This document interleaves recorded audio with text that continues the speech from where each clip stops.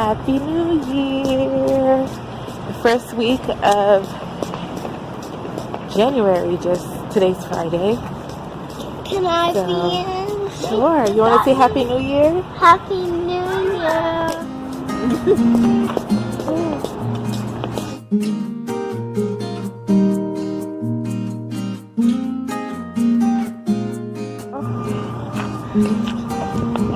I don't think that's wrong. Let's see, so I'm going to put you on the spot. What do you think about women voting? What? That's such a crazy question. Speaking of that. Aiden, what's the answer? So what do you think? Women voting. I have opinions, but I'm scared to share it because I'm being videotaped. Well, that's the whole point of me. I know. I think, like my personality, I would rather the men handle that. Slight right onto the Maryland 5 South Rim to Waldorf. I'd rather men handle that and women support, or, I think I can counsel my husband or talk to him about what I think and my fears and anxieties, but I would rather that be like men business. You know what I mean? Mm-hmm. Like, I'm Haitian, so growing up, whenever grown-ups were talking, they would tell you, like, that's grown-up conversation. Like, see your way out. Like, get out of it. So in the same way, when I think about politics or church government, things like that, I feel like that's men business. Because, like, women aren't called to preach, you know what I mean? Like, and that's for a reason, because it was Eve that was deceived. So I feel like, why should I get to vote then? I mean, I feel like I could talk about it and talk about how I feel, talk to my husband, but the point of, like, making a decision and voting for it and, like, meddling in the votes, I would feel more comfortable if I didn't have to, because I don't feel like it's my place. That's just personal. But I understand that in our nation, they allow for that, so people do it. And I've participated. That makes sense. Yeah, that makes perfect sense. So if somebody says women are not allowed to vote anymore, I wouldn't have a problem with it personally. Because I'd rather just chill and let the man handle men stuff. But some women I know would argue that's not men stuff. Their votes will affect everyone. So, but I mean, I'm trusting myself to the men in my life, and I respect. You know what I mean? I feel like it's a matter of, like, respecting authority, and I don't know. So that's the honest truth. Cool. Beanie. So is this what this is gonna be? Putting me on the spot on Sundays? Do the same to me. Let me think of, like, where in the world? Where is a place that you would want to go, like you would want to go and plant a church and share the gospel and do life with the people? Like, what's a place in the world that you would be like, yes, I would go there? In this season, because I know this probably could change. It's a hard question, because a hard question. I know different places in the world that I would like to go and live, just because I want to be there. I have a heart for the mentally ill, obviously, because that relates to my own testimony. Right. So I have a heart and a burden for those kinds of people. What do you mean by mentally ill? Do you mean like people fighting depression and anxiety, or do you mean like mentally, like, unable to think? Not necessarily intellectual disabilities. That's not really a strong point for me. But more so, like you mentioned, depression, anxiety, those types of things. Even more serious mental illness, so like schizophrenia, bipolar, borderline personality disorder, all those things that the psychological world wants to create a category for. When, in my opinion, I'm thinking of it as a more general spiritual thing. And so, and then also, of course, victimized people, sexual abuse.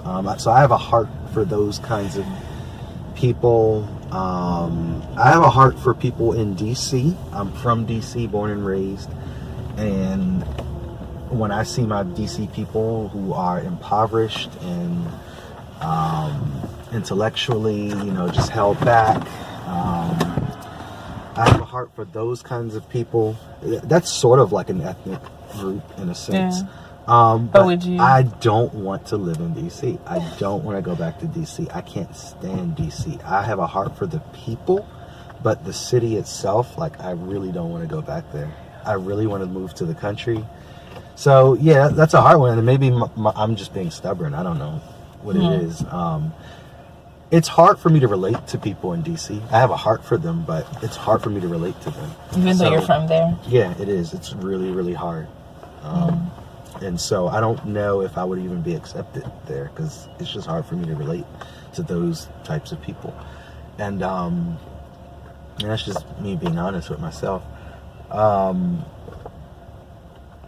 Yeah, I think to answer your question, if I could move to a small town, somewhere in like a real suburban area, like almost country, rural, more small town, I guess, a people that is just kind of disconnected from what's going on in America, but every people group is weighted down with sin. So you kind of think of a small town, they don't have any issues, but they have sin too. And so I think that's where I would want to go and plant a church. That would be awesome. Those people need Jesus too.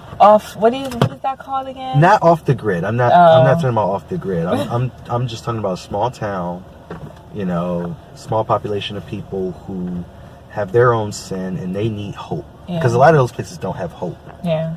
And they need to see Jesus too. And so if somebody said, where do you want to go? I think that's where I want to go.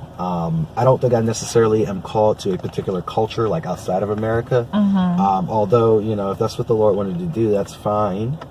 But yeah, I don't have any particular burdens for any other people group outside of America. I speak English. I think it would be really hard for me to learn another language. I don't see that at all. But it's not practical for me at all. Well, there are places where they speak English. If it were another English-speaking country, maybe. Yeah. But like I said, I don't really have a specific heart or burden. So like I have a heart for types of people, and you can find those types of people in any culture. Yeah. So like victimized women, like that's in any culture. So yeah. But anyway, thanks for sitting in and watching the video till the end. That's it for today. We're going to check out. It was only 11 minutes. I know. We're going to go eat and feed the kiddos. But until next time. Just so, just to cause controversy, what my wife said about women voting. So I actually heard a Presbyterian pastor say something about that. And my wife didn't know I was going to ask her that question. And she literally quoted him. Word for word, just in principle. So like my wife, like whenever we're voting, she just votes for whoever I vote for. She doesn't really care. I don't want to say she doesn't care about the issues. There's a sense in which I think she cares about the issues, but she's just out of sight, out of mind. Like my wife is at home raising our family. She's not involved in politics. She doesn't know what's going on, out there. And it's not an interest either. Like it's just not an interest.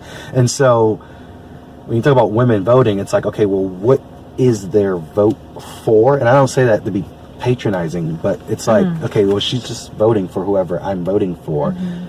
Men, so men lead, right? Like when a woman is in office, that's usually a sign of judgment, right? In scripture. And look so, at her. I don't know what she's doing. So if men are the ones involved in politics, and men are tasked with protecting our country, that's a men thing, right? The government is called to protect. There's a lot of other things that the government does that maybe it shouldn't be doing, but the government is called to protect its citizens and to enforce laws, right? Justice and protection, security. So men are the people who are doing those things, right? So men should be the people choosing those people, right? So that's the principle behind what my wife said, and it's amazing because I didn't like, this was a surprise question. So it's interesting that we're on the same page on that, because we both have a similar biblical worldview on what men are called to and what women are called to. Men and women are equal, but we have different roles. The Lord has created us for different roles in the family and in the church, and I would argue in society. Yeah. So, No, baby. So I'm sure that's controversial, but yeah. Fun. Well, all right, 14 why don't you minutes. guys leave your comments below of what you think? Answer the question that my husband asked me. I'd love to hear your input and have like some professional and godly conversation down below about what you think about women voting. Hopefully this will be a fruitful time and conversation, and maybe I'll learn a thing or two, Lord willing. But yeah, so thanks for riding with us, guys. We'll see you next time. Bye.